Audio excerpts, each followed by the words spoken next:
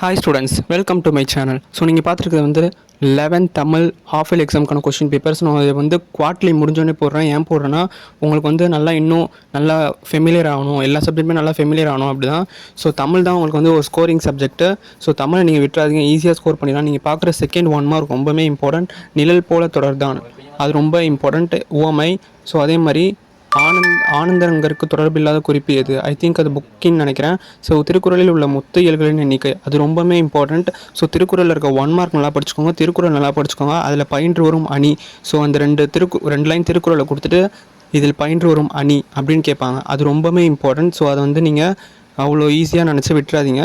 அதே மாதிரி திருக்குறளில் வந்து ஒரு செய்யுள் 6 மார்க் வரும். ஸோ அதுவும் ரொம்ப இம்பார்ட்டன்ட். அது மாதிரி நர்த்தகி நடராஜ் ரொம்பவே இம்பார்ட்டன்ட் 1 மார்க்கில். ஸோ ஐ திங்க் நீங்கள் இது ஒரு மினி பப்ளிக் எக்ஸாமாகவே எக்ஸ்பெக்ட் பண்ணி நீங்கள் இந்த எக்ஸாம் எழுதலாம். ஏதிலாய் குருவிகள் ரொம்பவே இம்பார்ட்டன்ட். தமிழர்கள் புகழ் பள்ளி, ஸோ அதுவும் இம்பார்ட்டண்ட். அதே மாதிரி மதினா நகரம் ரொம்பவே இம்பார்ட்டண்ட்டு. அதே மாதிரி தமிழ்நாட்டின் மாநில மரம் பனைமரம். ஸோ இந்திய கட்டடக்கலைகள் அது வந்து ரொம்ப இம்பார்ட்டண்ட். நாளைக்குள் திணிக்கும் மருந்து போல் ஜீவானந்தம் பேச்சு நினைக்கிறேன்.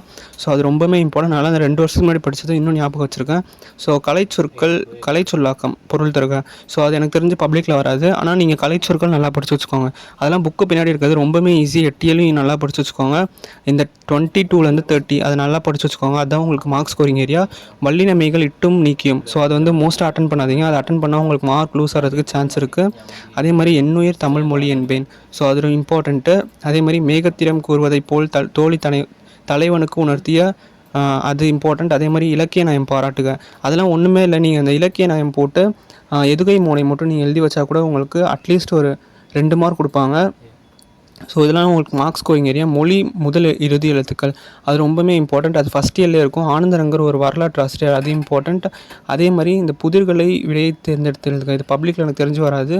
தமிழாக்கம் தருக ரொம்பவே இம்பார்ட்டண்ட். உங்களுக்கு ஃபஸ்ட் இயரில் தான் இந்த 5 இருக்குன்னு நினைக்கிறேன். ஆனால் எக்ஸாமில் வந்து உங்களுக்கு 4 தான் கேட்பாங்க. உங்களுக்கு இந்த தமிழாக்கம் தருக அப்படின்னு ஒன்று கேட்டால் அது கண்டிப்பாக வந்து இந்த ஃபஸ்ட் இயரில் தான் கேட்பாங்க. ஸோ ஃபஸ்ட் இயர் நல்லா தரமாக படிச்சுக்கோங்க. ஸோ அந்த பாரதிதாசன் ஒரு புரட்சி கவிதை அது நல்லா பார்த்துக்கோங்க. அதே மாதிரி நான் சொன்ன மாதிரி திருக்குறள் செய்யுள் வந்திருக்கு பாருங்கள். யானை டாக்டர் ரொம்பவே இம்பார்ட்டண்ட். அதே மாதிரி கல்லும் கதை சொல்லும். ஸோ அதை நல்லா பார்த்துக்கோங்க. அம்மாவாளி தோழி திருக்குறள் உங்களுக்கு ஈஸி தான். 2 மார்க் ஈஸியாக நீங்கள் மார்க் எடுத்துடலாம். All the best. தேங்க்யூ. நம்ம சேனலை சப்ஸ்கிரைப் பண்ணி வச்சுக்கோங்க.